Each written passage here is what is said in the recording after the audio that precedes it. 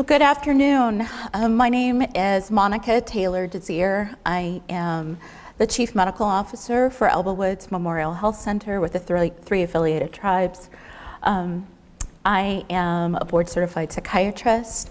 I did a fellowship in community psychiatry, which allowed me to get my master's of public health while doing some more mental health work and systems, and I got that from Emory University.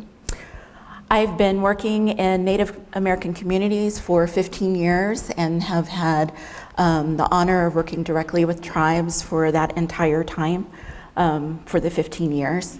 And today, I am just grateful to be able to share this platform with so many and great people that have gone before me. I'm also honored to follow my boss, Kathy Eagle Williams, who presented earlier and before lunch, so I get you after lunch and hopefully you're still awake. So this afternoon, what I'd like to do is just highlight 2 suicide interventions that we are implementing at the Elba Woods Memorial Health Center, and also identify the social determinants of mental health that apply to Native American communities. We'll also talk a little bit just about the role of culture as a social determinant of mental health. So we'll talk about define the determinants, social determinants of mental health, talk about zero suicide implementation, and then talk about a program that we have called Building Resilience and Building Health. So what I like to do is also, when I talk, is to talk about resilience. We all look at statistics. We know that American Indians have the highest rate, second highest rate of suicide. CDC just released their statistics for 2016, and suicide rates nationally are increasing 1.8%. American Indians were increasing from 12.6% to 13.6%. The American Association of Suicidology ranks the states every year, and for 2016, North Dakota has moved up in ranking from 20th, and we are now 16. So we are in a high risk environment, but we want to know what we can do to build on our strengths and how we can prevent suicide. So resilience is the ability to adapt in the face of adversity. It's a set of psychosocial behavior qualities that allow one to thrive in spite of stressful events. So what you really see is resilience is that buffer. You'll have negative events that affect our physical and mental health, and resilience is that buffer. We say there are 567 federally recognized Indian tribes. In North Dakota, there are 5 federally recognized tribes and 1 Indian community. You see the entire land was theirs. Then you'll see where the American Indian Alaska Native population is as of the 2010 census. And then those purple areas are now the land of federal American Indian reservations. So if you just think about historical trauma, you're looking at loss of land, loss of culture, loss of language. Looking at social determinants of health, Pam Sagnas had introduced this morning, but they are things that include the conditions in which people are born, grow, live, work, and age. And these in turn are shaped by the global distribution of money, power, and resources. And this is the definition by the World Health Organization. So some of the things of the social determinants of mental health are the same as the social determinants of health. So I'm very glad to hear when Pam stated earlier that behavioral health is health. Mental health is health. Adverse childhood experiences affect our mental health: poor education, unemployment, underemployment, job insecurity, income inequality, poverty, poor access to sufficient healthy food, poor housing quality and housing instability, adverse features of the built environment, and poor access to health care. Dr. Eagle already mentioned the ACE study, which allows me to go through these slides really quickly. But the one thing that we do want to also include in the social determinants of mental health and the ACEs for American Indian communities is historical trauma. And I want to thank Dr. Warren from NDSU for sharing this slide with me. Historical trauma is a collective emotional wounding across generations that results from massive cataclysmic events. So even though this is transmitted over generations, family members who have not directly experienced that trauma can feel the effects even generations later. So what are some things that we can look at in your suicide prevention plan that you received when you registered? There's a list of risk factors, but I also want to highlight a list of protective factors for American Indian and Alaska Native populations. And so SAMHSA looked into this, and they noted high self-esteem, involvement in a religious group or church, cultural pride and spirituality, good physical health, family communication, and positive family attachments. Also included are tribal leader caring, school caring, sense of belonging in school, and involvement in traditional activities.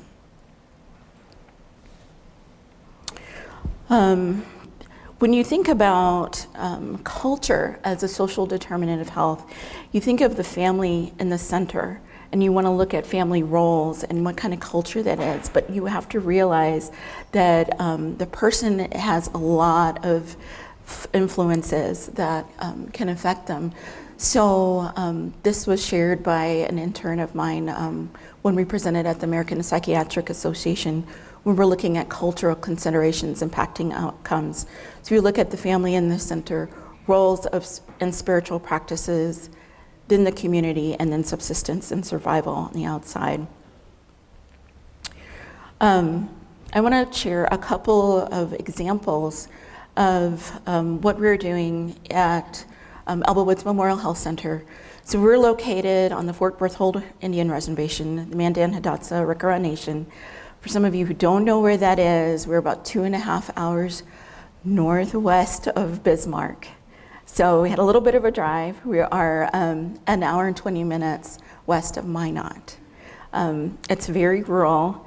Some things that have happened, and we started to really look at what kinds of things are happening in our community. We had an event where we started to gather the wisdom of the community. It was a Gathering of Native Americans event that was sponsored by SAMHSA. And during that time, we were able to get over 400 participants to come over a 3-day period to talk about the problems in our community.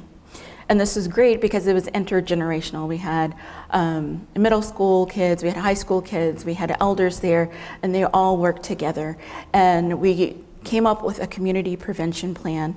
They have 4 objectives in that community prevention plan, and 2 of them addressed suicide in the community. The first one was to increase protective factors and decrease risk factors of suicide in the community. And the second one was to increase suicide prevention education activities in the community.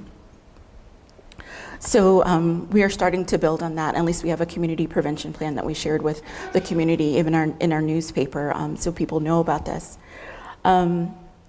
One thing that we're doing within our healthcare system is called Zero Suicide. And you may have heard this in the healthcare system, but it's really implementing a suicide prevention plan throughout the entire healthcare system. So that is from front desk to nurses, to providers, including our maintenance, including our billing department. So if anybody comes into our facility, we will be prepared to care for someone who is thinking about ending their life. And we're going to talk a little bit about how we're implementing that at Elbow Woods.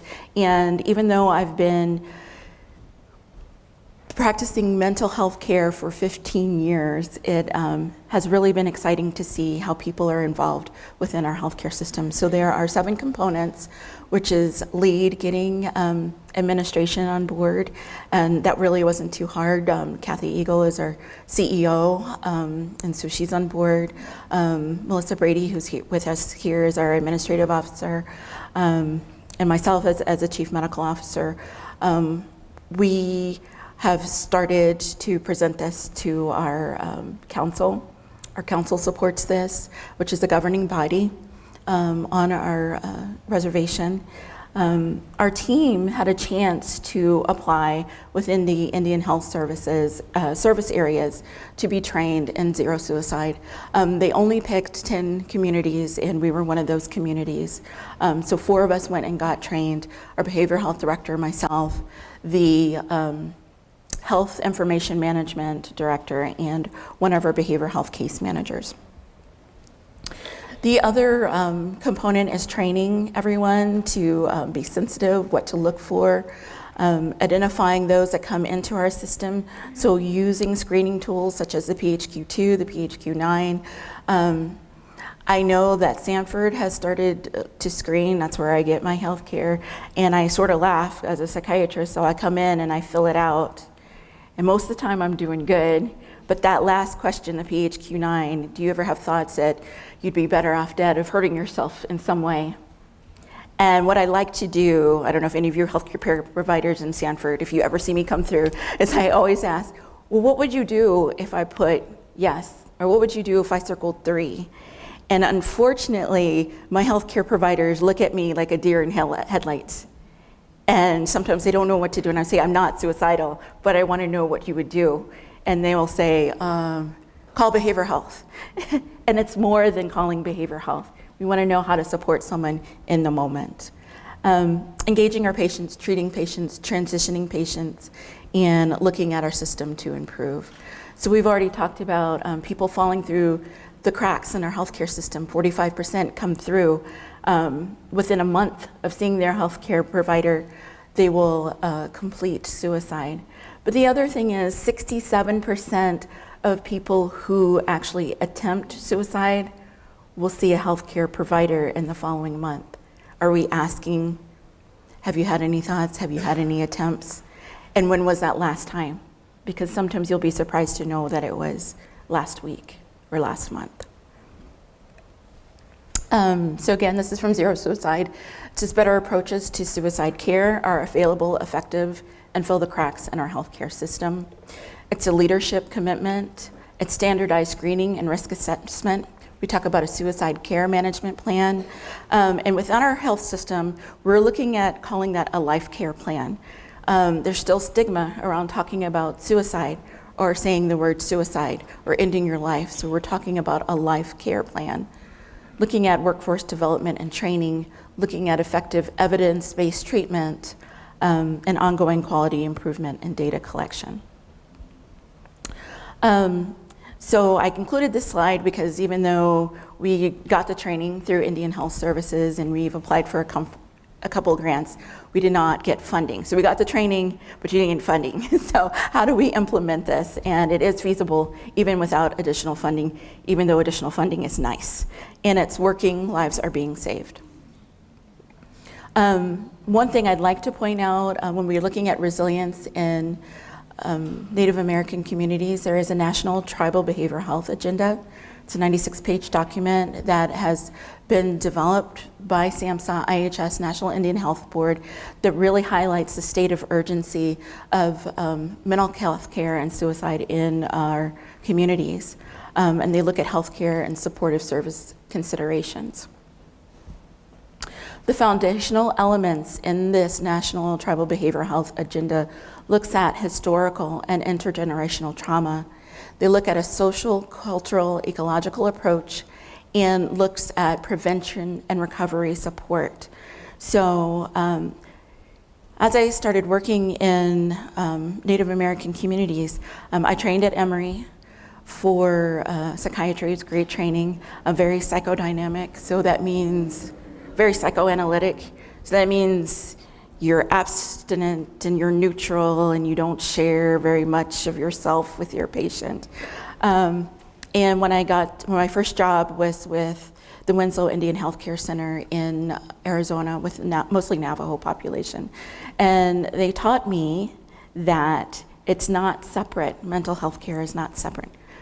So my residency didn't teach me that, medical school didn't teach me that, but it was my practice. That behavioral health is part of total wellness. And actually, if you're not mentally well, then you can't be physically well, and it's actually the base of total health care.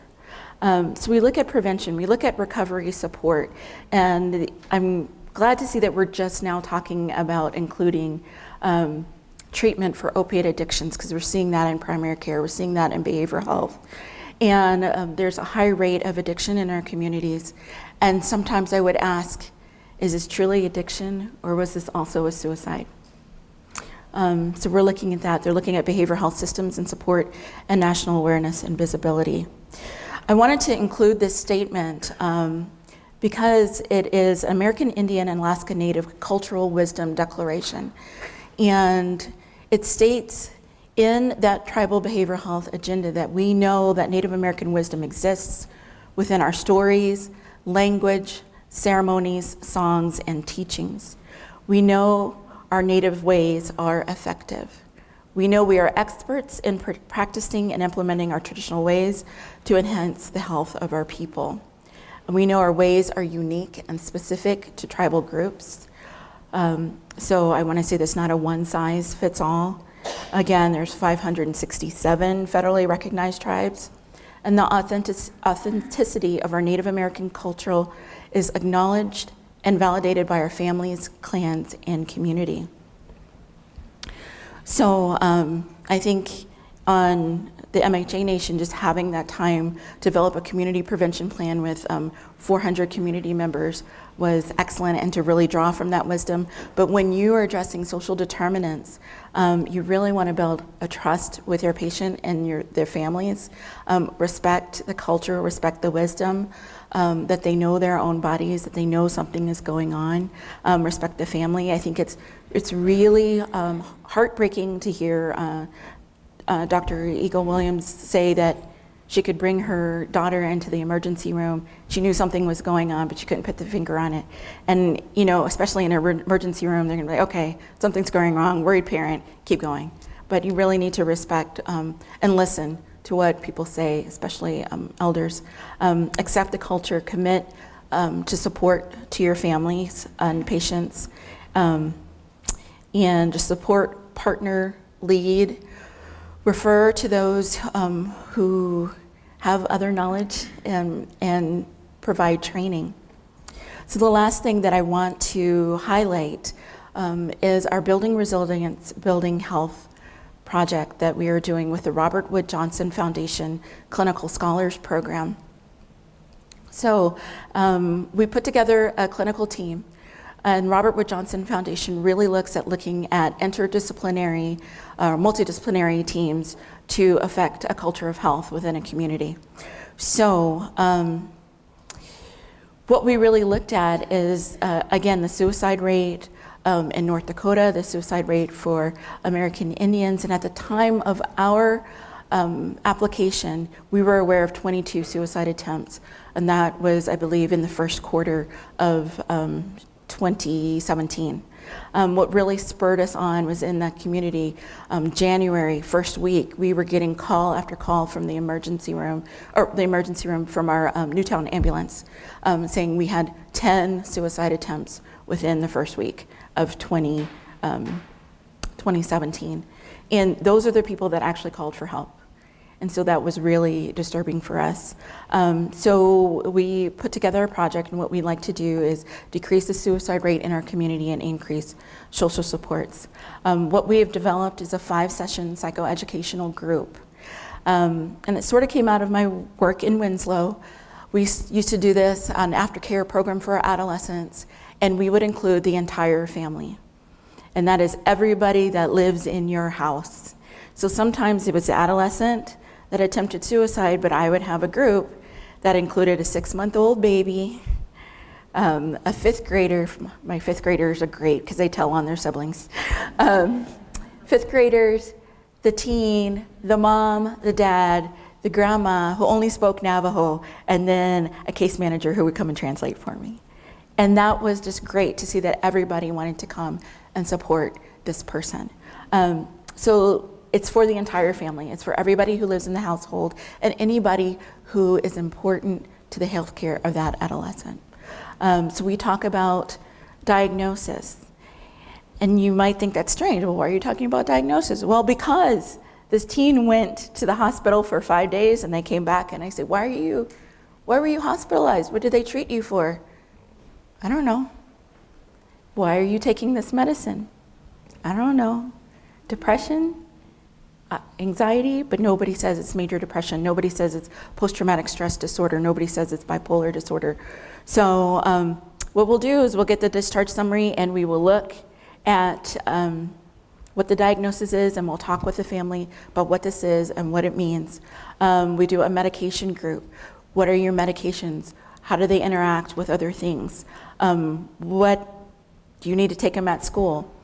There's a school group.